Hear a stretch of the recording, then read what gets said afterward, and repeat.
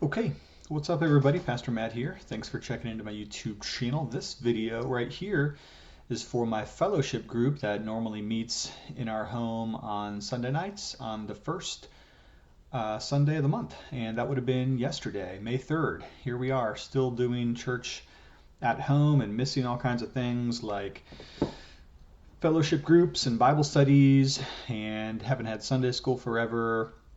Got to figure out things like graduation parties and all kinds of stuff, elders meetings on Zoom, but I'm missing my fellowship group. And so I thought I'd make a quick video today to cover Pilgrim's Progress chapter 7. So I miss you all. I want you to just imagine wherever you are, fellowship group in your homes, that there's cheese and veggies and an angel food cake out in our kitchen area where we'd normally gather and chat for a little bit. Imagine you've got 2 pots of coffee, one decaf and one regular, and imagine you come out to the fireplace room and we sit around on the chairs and begin to talk. And so here we are with chapter 7 in Pilgrim's Progress. Now this is a great chapter, fantastic chapter. Whereas last chapter, chapter 6, was pretty much all conversation when Christian and Faithful met talkative and they had some really interesting verbal exchanges. Chapter 7 is really all action, if we're completely honest. Chapter 7 is where, that's my phone.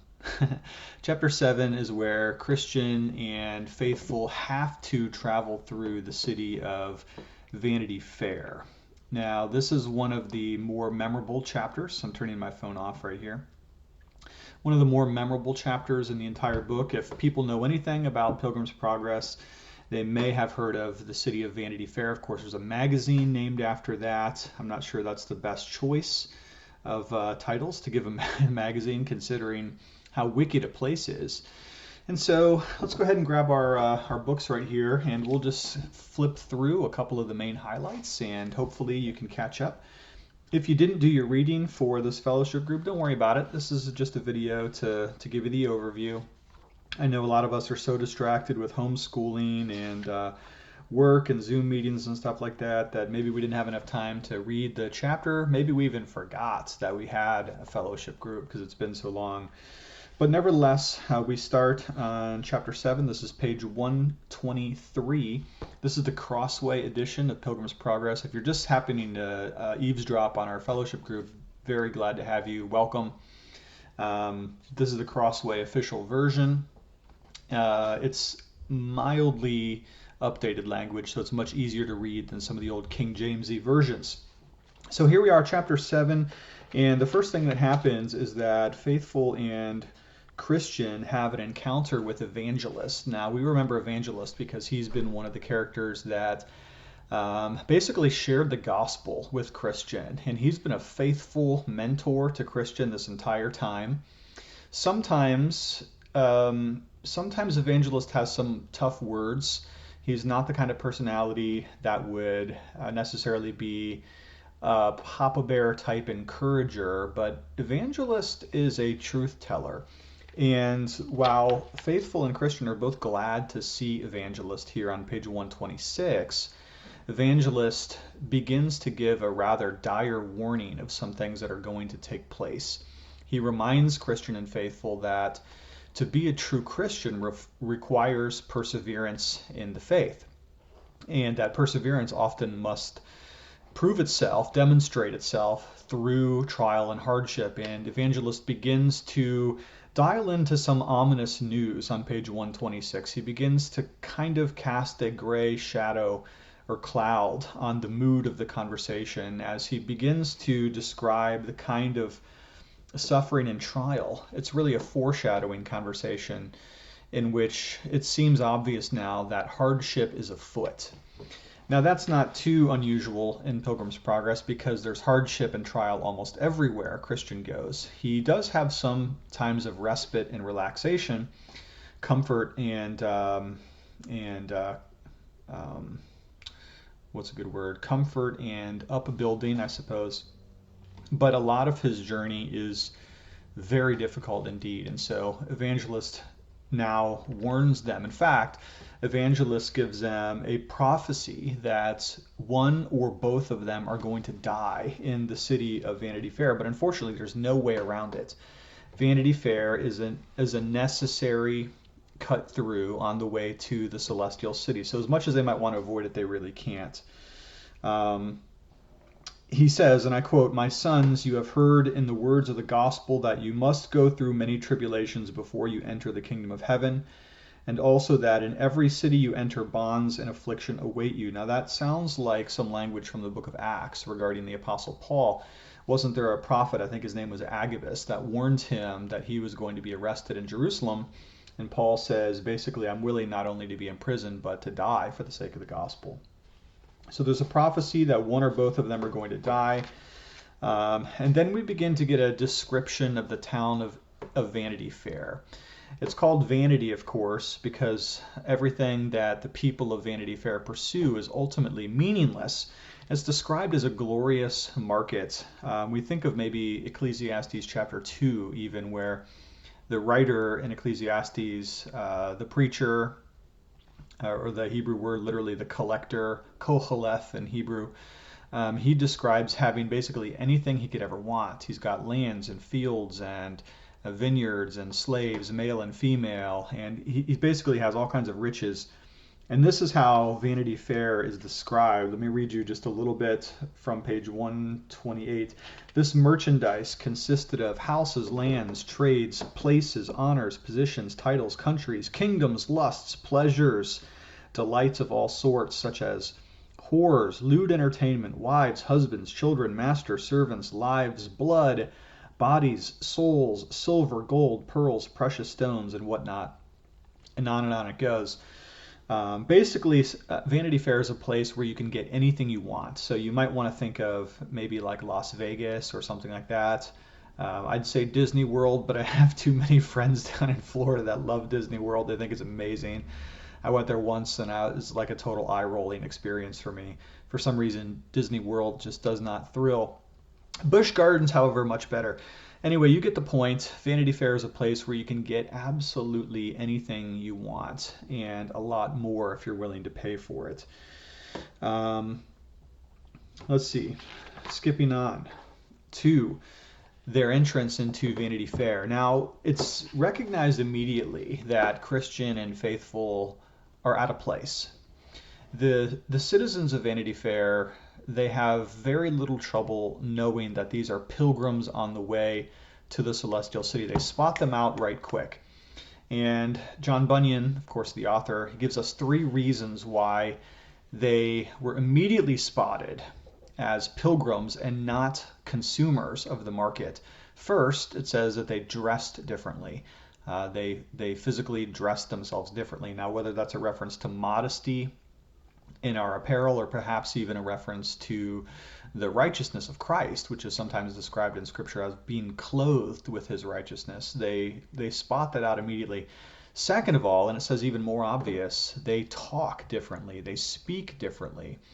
They don't swear. They don't cuss. They're not vulgar. And then finally this, and this was the most insulting thing to the citizens of Vanity Fair, as that they simply were not interested in the goods that they sold in the market. They didn't want to buy. They didn't come to buy. They didn't come to sell. They merely come to pass through. And that, more than anything else, was an insult to the marketers of Vanity Fair, because they love the things of this world. The simple pleasures, the expensive pleasures, the extreme pleasures, the crude pleasures. That's what the people of Vanity Fair love. And so they immediately detain them. And this is where it begins to go downhill from this point on. They are beaten. They are smeared with dirt, page 131. They are put in a cage to be a spectacle to all the men of the fair. Now, even as they're being tortured, mocked, and slandered here, something really interesting happens, and this is going to foreshadow another event coming later in the chapter, is that a fight breaks out as they're being caged, mocked, spit upon. There are in Vanity Fair what are described as some more reasonable men who, although they're not Christians, they are disturbed by the treatment of Christian and faithful. And so they listen on with intensity to the goings on here in the rest of this chapter. Now pay attention to that, mark that, because that's going to come back to us in a little bit. Well, there is a fight and a riot near their cages as they're being mocked, and this only brings further charges against Christian and Faithful. They were originally detained for questioning, but now because a fight and a riot breaks out regarding them, formal charges are filed. So here we go. Now, Faithful, who so far has been kind of the lesser minor character, we only met him a couple chapters ago, he endures his trial first. And there are three witnesses that come against him: envy, superstition, and flattery. And these three witnesses immediately begin to spew lies about his character. Now, as they're testifying against Faithful, though, and this is the irony, some of the things that they say about him are actually true. For instance, they accuse him of saying that their man-made religions aren't going to save. And of course, that's true. Faithful probably did say something like that. They also accuse him of speaking against their superstitions and their invented forms of worship. And that also is likely true. So although they slander his character, the core of what Faithful believes, they actually kind of represent correctly. It's so shocking to them that they can hardly believe that anyone would teach that there's only one way to salvation. But indeed, that is what Faithful and Christian believe.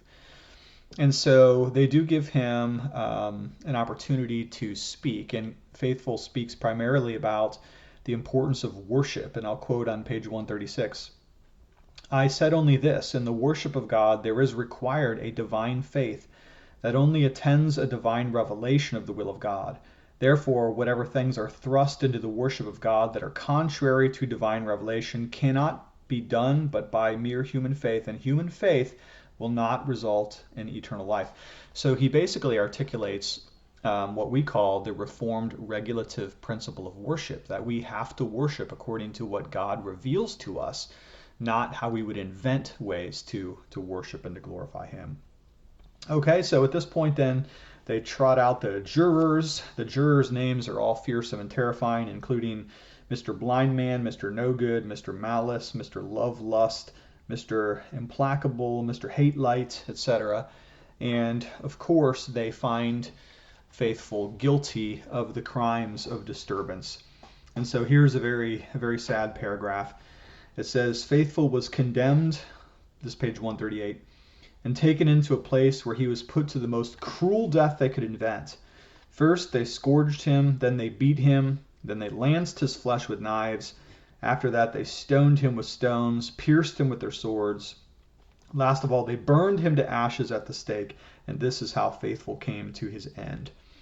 And so Faithful isn't just killed, but he's killed in a most inglorious and torturous of ways. Very, very sad. And we could almost say to ourselves, gosh, what kind of human beings could be so cruel?